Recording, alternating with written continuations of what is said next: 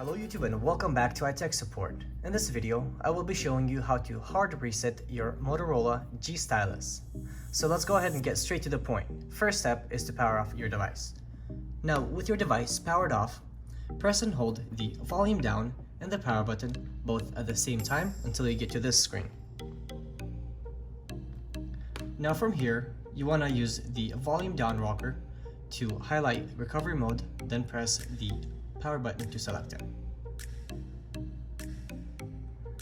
From the no command screen, you want to press the power button, then volume up to exit that screen. From here, use the volume down rocker to get to wipe data / factory reset and click the power button to select it. Now once more, volume down to highlight factory data reset and power button to select it. Once that's all done, go ahead and reboot your system and all of your personal information will be wiped.